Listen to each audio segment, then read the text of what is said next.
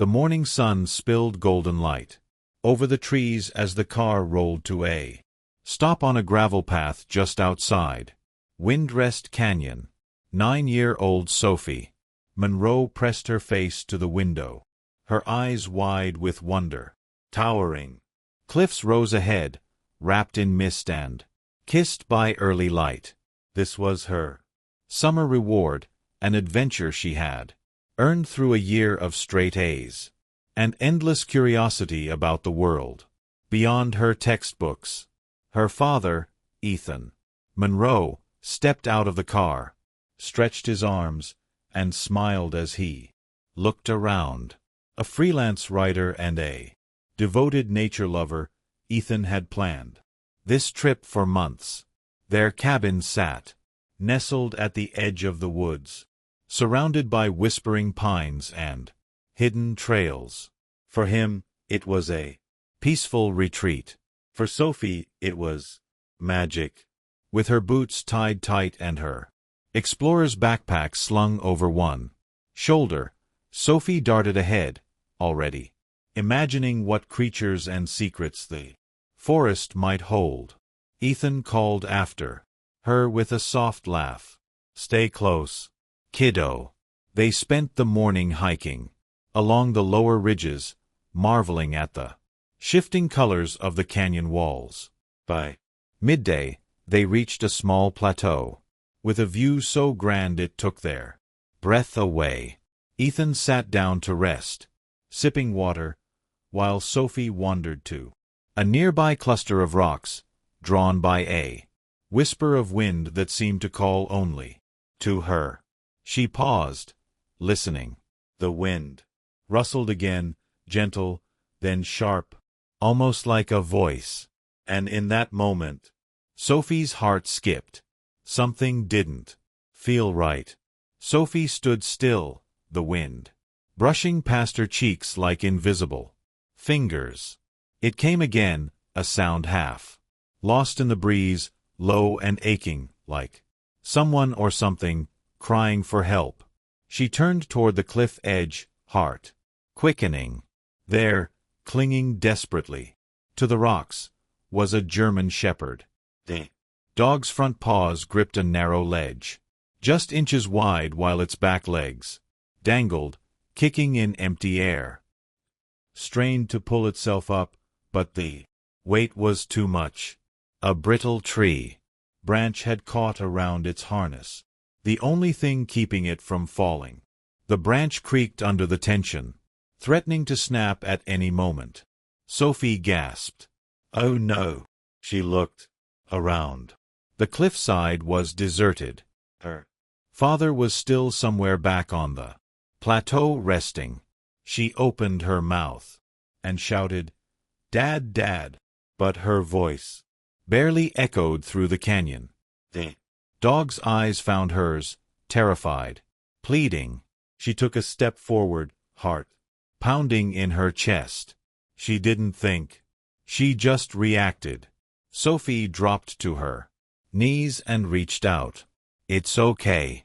I'm here," she whispered. But the dog was heavy, and she was just a kid.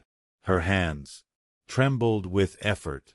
She couldn't lift him. Not like this. Tears welled in her eyes, but something inside her clicked. The training rope. Her climbing rope. She scrambled through her backpack, fingers moving fast. She tied one end of the rope to the dog's harness, the other to a thick, sturdy pine nearby. Wasn't perfect, but it would hold. Knelt beside him. "You're safe now. Promise. I'm going to get help." The dog, still trembling, blinked slowly, and in his gaze, Sophie saw it. Trust. Sophie's hands trembled as she double-cheed the knots on the rope. Her heart pounded so loudly she could hardly hear the wind anymore. The tree she'd anchored the rope to was sturdy, but she knew it wasn't a solution. It was a delay. Thin line between life and loss. The German shepherd still dangling, still fighting, let out a soft whimper. His muscles quivered from the strain, every second counted.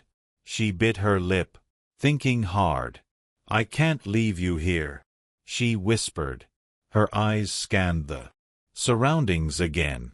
She knew she couldn't lift him, but if she could just keep him steady long enough, maybe she could make it back in time. Sophie did what little she could. Added another loop around the tree, tightened the knots, tested the rope's tension with all her weight. Then, with a deep breath, she knelt in front of the dog and reached out to stroke his fur. Gently. You're not alone, okay? My name's Sophie, she said softly. I'll be back with help. Just hold on a little longer. The dog met her eyes again, breathing shallow and fast. His ears twitched at her voice, but he didn't growl, didn't bark. He simply stared, eyes full of exhaustion and trust. Sophie didn't want to leave. Her feet were heavy, her heart heavier, but she knew she had no choice. She took one last look at him, then turned and ran. Her legs moved faster than ever before, feet slipping over gravel and roots. Tripped once, caught herself, kept going. The forest blurred past her lungs burning. When she finally burst into the clearing where Ethan had been resting, she shouted through her gasps, "Dad, a dog. It's stuck. It's going to fall." Ethan dropped his water bottle and was on his feet in seconds. "Show me." Ethan followed Sophie without hesitation, his long strides easily keeping pace with her short, frantic ones. She led him through brush and slope back toward the rocky ledge where Rex still clung to life. When they arrived, Ethan's eyes immediately found the dog and the makeshift rope tied to the tree. "You did this?" he asked, glancing at the rope, then at his daughter. Sophie nodded, panting. "Couldn't pull him up, so I tied him. He's been holding on." Ethan's face shifted. Surprise, pride, urgency. "You did the right thing." He moved quickly, his hiking experience kicking in. He reinforced the knots Sophie had made and pulled out his own climbing gear from his backpack. Slowly and carefully, he approached the edge, keeping his center of gravity low. "Easy, boy," Ethan murmured as he reached for the German Shepherd. The dog whimpered but didn't resist. With practiced hands, Ethan secured a second rope to the dog's harness, then worked with gentle strength to pull him up. The branch snapped just as Ethan finished. They both toppled back safely onto the dirt. The dog lay still, panting heavily, one leg bent at an awkward angle. Ethan placed a hand gently on its side. "He's hurt," Ethan said softly. "Looks like a leg injury. We'll have to carry him." Sophie dropped to her knees beside the dog, brushing her fingers through his dusty fur. "You're okay now," she whispered. "We've got you." Back at the cabin, Ethan carefully laid the injured dog down on a soft blanket near the fireplace. Sophie rushed to get the first aid kit from their travel pack. She'd seen her father treat minor injuries on hikes before, but this was different. This was her patient. With Ethan guiding her step by step, Sophie gently cleaned the dirt from the dog's leg, rinsed the wound, and wrapped it with gauze and tape. The dog winced a little, but didn't pull away. He just watched her, silent, trusting. Over the next few days, the cabin transformed into a quiet sanctuary. Sophie spent nearly every hour beside the dog, talking to him, reading aloud from her favorite books, and refilling his water bowl. The dog began to respond, slowly lifting his head when she entered, his tail giving a faint thump when she smiled. Ethan asked around town about a missing German shepherd, but no one reported anything. There were no tags on his collar, no microchip, no signs that anyone was looking.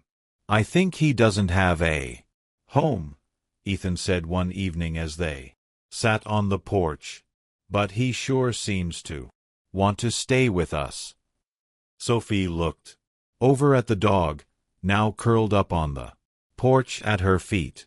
She reached down and stroked his head. Can we keep him? She whispered. Ethan chuckled. He's already made that choice. Sophie smiled. Then I think his name should be Rex.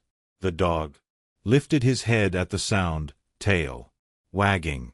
Rex, she repeated softly. My brave friend. A week later, Rex was not only walking, he was leading the way. The summer sun filtered through the trees as Sophie, Ethan, and Rex hiked deep into the western forest. Their destination was a lookout point. Ethan had read about an old rare's outpost overlooking a hidden valley. Rex padded beside them, his nose twitching, ears perked. He carried a small pack strapped gently around his body, holding water bottles and snacks. Sophie had insisted he was part of the team net. They laughed along the trail, pointed out birds and strange mushrooms, and made up stories about tree spirits. For Sophie, this was the best day of the summer. The sky turned orange with the late afternoon light. They began heading back down the trail. That's when Rex froze. He stood alert, body tense, ears angled forward. Then he darted off the path, barking sharply. Rex, Sophie called. Startled, Ethan grabbed Sophie's hand and followed the sound. Just a few yards off the trail, they found Rex standing beside a man collapsed near a twisted bicycle. His helmet was cracked and his leg was bent unnaturally. A small backpack lay nearby. Oh no, Ethan muttered, kneeling down. He must have crashed. The man was unconscious, but breathing. Ethan checked his pulse, then looked up at Rex. If you hadn't found him, they called emergency services and stayed with the man until help arrived. Paramedics said he'd suffered a concussion and a broken leg, but he was lucky to be found in time. Back at the cabin, Ethan looked down at Rex, who lay resting at Sophie's feet. You saved him, he said quietly. Sophie hugged Rex tight. You're not just my brave friend anymore, she whispered. You're a hero. 6 days after the rescue, the man returned. He introduced himself as Mr. Holloway and thanked Ethan and Sophie for saving his life. He wore a crisp navy suit this time, polished shoes crunching softly against the gravel, far from the injured man they'd found in the forest. He now exuded charm and confidence. I run a special dog training center, he said, with a smile that didn't quite reach his elite-level military-grade work. Dogs like yours, smart, responsive, are there. Ethan glanced down at Rex, who lay calmly at Sophie's side, but hadn't taken his eyes off the man. He's not exactly ours, Ethan said. He found us. Really? Holloway crouched down, extending a hand. Rex didn't growl, but his body stiffened. His ears twitched, and he shifted suddenly, placing himself slightly between Holloway and Sophie. Animals sense greatness? Holloway chuckled. They know when they're meant for more, and I can help this one reach his full potential. You mean like rescue work? Sophie asked hopefully. Exactly, Holloway replied smoothly. Imagine him saving dozens of people, not just one. He could be a hero, not just to you but to the world. What Ethan didn't know, what Holloway carefully hid behind his polite words and polished smile, was that he had no noble mission in mind. He wasn't running a certified rescue training center. In truth, Holloway operated a shadowy underground facility where dogs were pushed to extremes, broken down and rebuilt into aggressive tools for illegal trade. When he'd regained consciousness in the hospital and overheard the paramedics mention the dog that found him, something clicked. A German shepherd, with sharp instincts, loyalty, and strength. That was gold. And when he finally saw Rex, calm, observant, obedient, he knew this wasn't just luck. It was opportunity. So he was story. Talked of rescue work, military grade, training, and noble service. All of it lies. His real goal was simple. Take Rex, break him, reshape him, and sell him. That night, Ethan mulled over the offer. Holloway's words lingered. He truly believed Rex had potential, and maybe this was bigger than them. The next morning, Ethan gently sat beside Sophie and Rex on the porch. Sweetheart, he said. Mr. Holloway offered to take Rex to his facility. He says he can help Rex become something even greater. Sophie hugged Rex tightly. But what if he doesn't want to go? I think he'll understand. Ethan replied softly. We'll visit him. He won't be alone. Rex wed low, sensing something. Sophie looked into his eyes, tears welling up. We love you, Rex, she whispered, her voice trembling. Sophie reached out, her fingers brushing the edge of his fur one last time. Rex looked back just once, before Holloway tugged gently on the leash. And just like that, he was gone. The facility was nothing like what Holloway had promised. There were no clean yards or professional trainers. Instead, Rex was led into a grim fenced compound hidden behind a warehouse on the outskirts of town. The barking of dozens of dogs echoed off the concrete walls. Sharp, panicked, aggressive. The smell of fear clung to the air. Holloway's smile vanished the moment Ethan drove away. No more soft treatment. He barked at one of the handlers. Get this one ready. Rex was shoved into a narrow kennel with rusted bars and a cold concrete floor. Over the next few days, everything changed. Commands came not with encouragement, but with shouts and punishment. Meals were earned, not given. Failure meant pain. And every mistake was met with violence. Rex didn't understand. He tried to obey.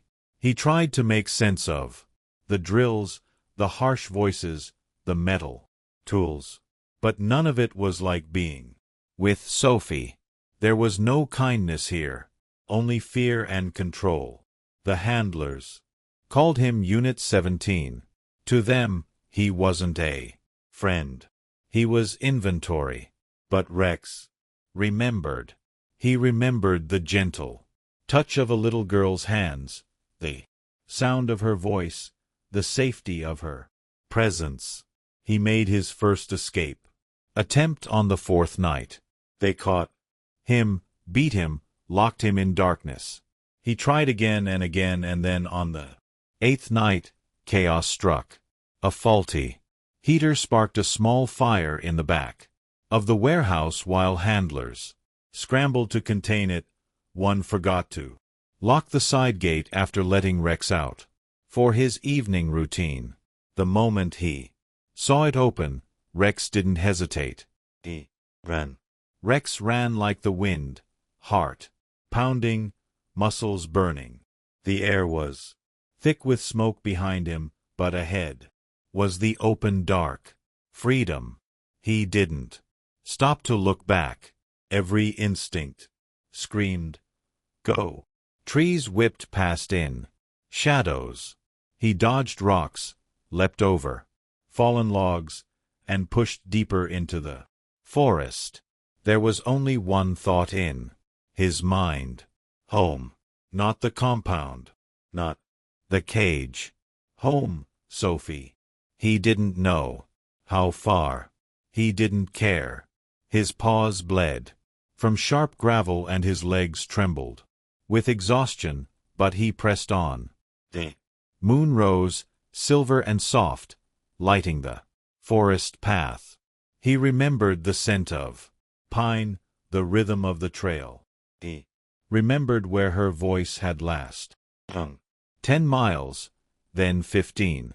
As the sun began to rise, the cabin came into view. Small, quiet, tucked between the trees. Like a secret, Rex stumbled forward. Every step agony. His vision blurred. His legs gave out.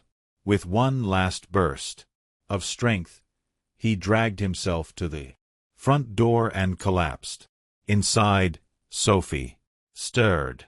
The morning light touched her face as she sat up, rubbing her eyes.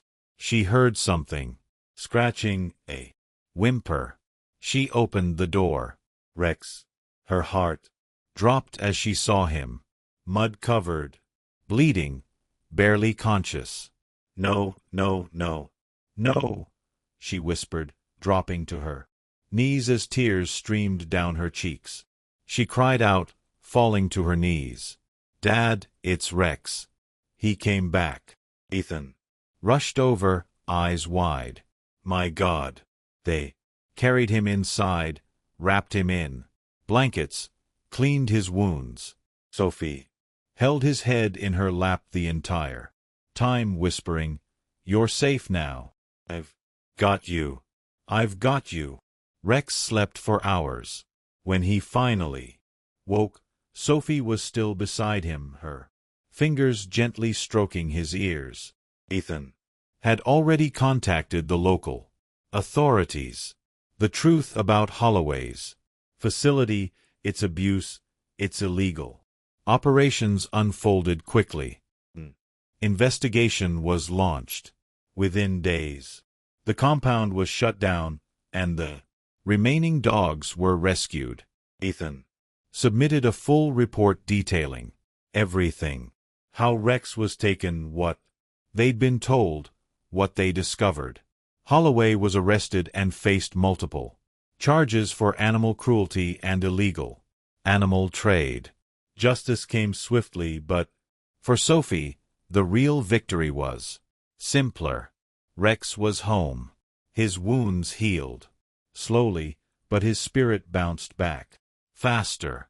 Within a week, he was following Sophie through the garden again, his tail wagging with every step. At night, he curled beside her bed, breathing steady, always alert. One evening, Ethan found Sophie sitting on the porch, her arm around Rex's neck. "You two look like you've been through a lifetime," he said softly. Sophie smiled, leaning into her friend. "We kind of have," she replied. Their summer adventure was ending. The cabin was packed, the road home waiting. But something had changed. They weren't just heading back to the house they lived in. They were taking home a piece of the forest, a memory of danger and courage, and a friend who had chosen them again and again. As they drove down the winding trail, Sophie looked out the window, and Rex, his head resting on her lap, let out a soft, contented sigh.